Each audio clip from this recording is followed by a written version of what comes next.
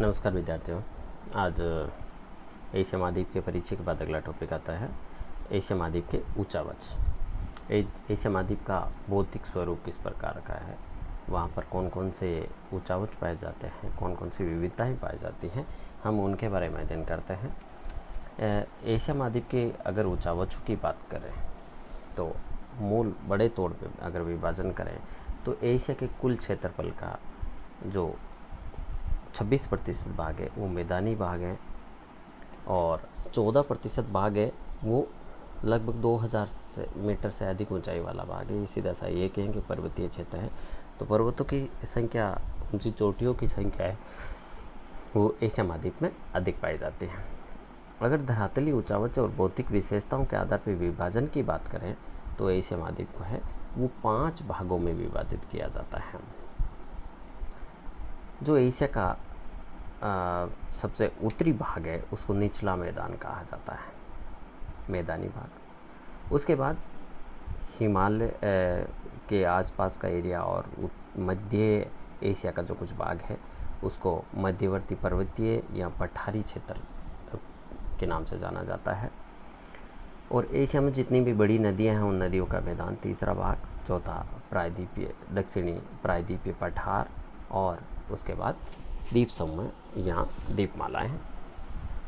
तो इस तरह से एशिया को धरातली उच्चावच और भौतिक विशेषताओं के आधार पर 5 भागों में विभाजित किया जाता है मोटे तौर पे।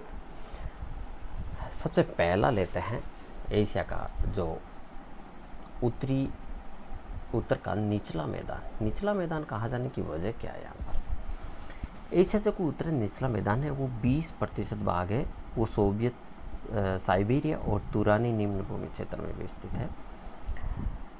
इस मैदान को स्टाम महोदय ने उत्तरी पश्चिम का बहुत निम्न भूमि वाला त्रिभुज कहा, क्योंकि यह त्रिभुजाकार आकृति के रूप में विकसित है।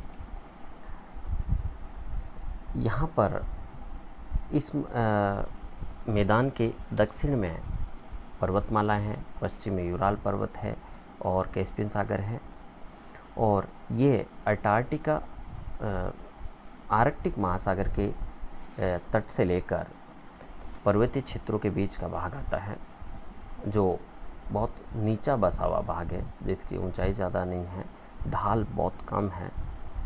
इस विशाल मैदान को 2 बड़े भागों में विभाजित किया जाता है। एक आता है साइबेरिया का मैदान और दूसरा आता है तुरानियन बेसिन। तो पहले हम साइबेरिया के मैदान का देख लेते हैं। साइबेरिया के मैदान से मतलब क्या है कि उत्तर के निचले मैदान के दक्षिणी पश्चिम भाग से छोड़कर शेष जो मैदानी भाग है जो साइबेरिया के मैदान में, ये सीधा सा कहे कि रूस का जो भाग है, एशियाई रूस का भाग है, वो साइबेरिया के मैदान के नाम से जाना जाता है। इस मैदान का जो ढाल है वो दक्षिण से उत्तर की ओर है। उत्तर की ओर मतलब आर्कटिक महासागर की ओर है। इसमें एशिया यहाँ से निकलने वाली 3 बड़ी नदियाँ, ओबे, येनिसी और लीना, ये 3 बड़ी नदियाँ हैं जो उत्तर की ओर बहती हुई आर्कटिक महासागर में जाकर गिरती हैं। इन नदियों के मुहाने पर वर्ष भर बर्फ जमी रहती है और इन नदियों का जो जल प्रवाह है बहुत धीमा होता है। इनमें ज़्यादा जल परिवहन करने की या अवसाद के ढोने की क्षमता नहीं होती है। इसके कारण ये नदियाँ जितने भी साथ में अवसाद मलबा लेके जाती है अपने क्षेत्र में या अपनी तली में जमा कर देती है और इनका तल उतला होता जाता है और आसपास के क्षेत्र में असंख्य दलदलों का निर्माण हो जाता है। साइबेरिया के मैदान की जो औसत समुद्र तट से ऊंचाई वो केवल 180 मीटर है। इसी तरह से दूसरा आता है तुरानियन निम्न भूमि।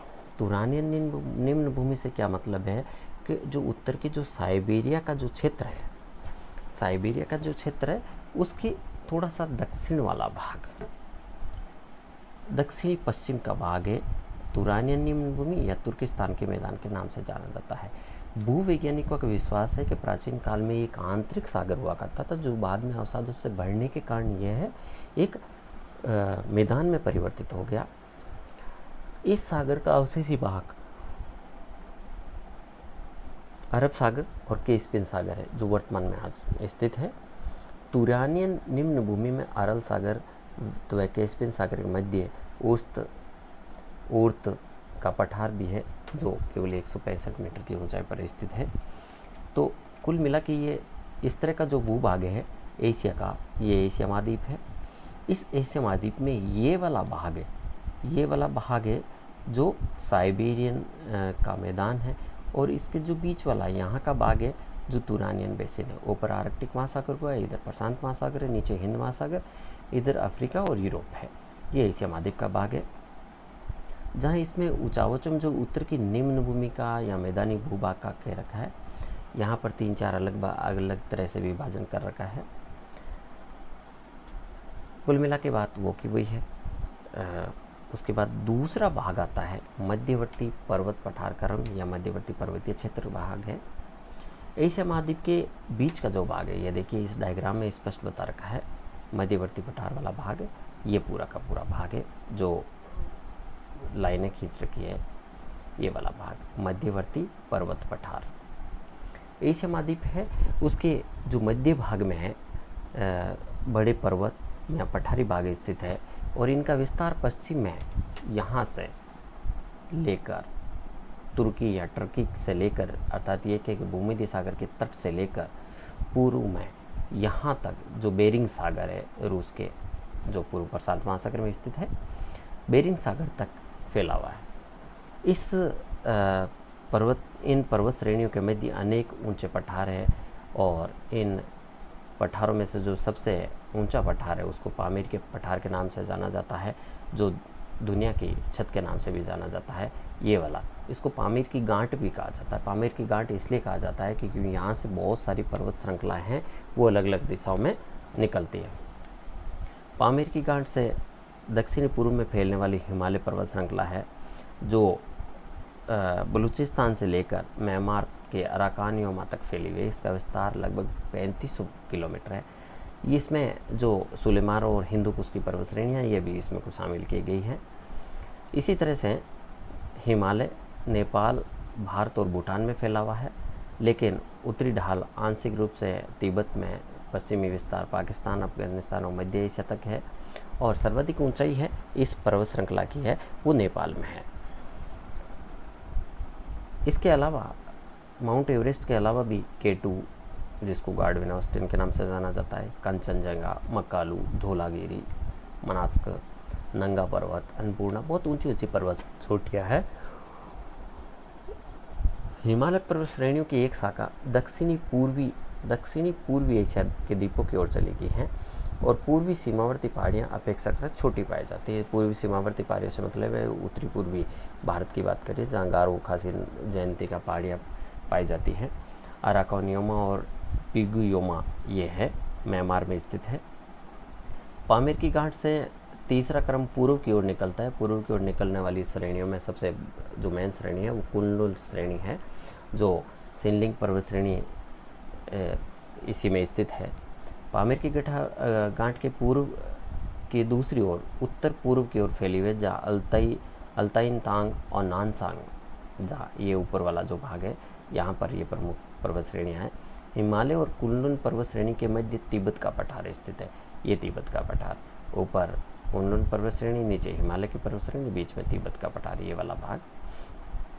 इस पठार के उत्तर पश्चिमी छोर में पामीर की गांठ है, जहाँ काराकोरम पर्वत श्रेणी स्थित है।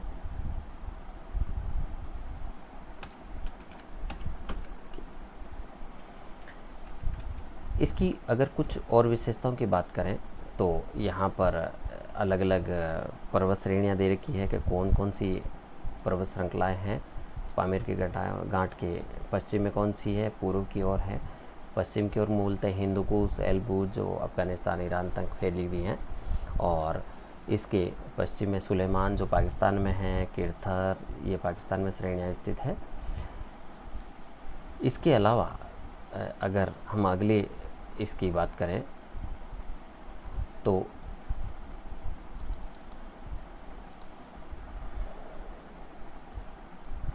यहाँ पर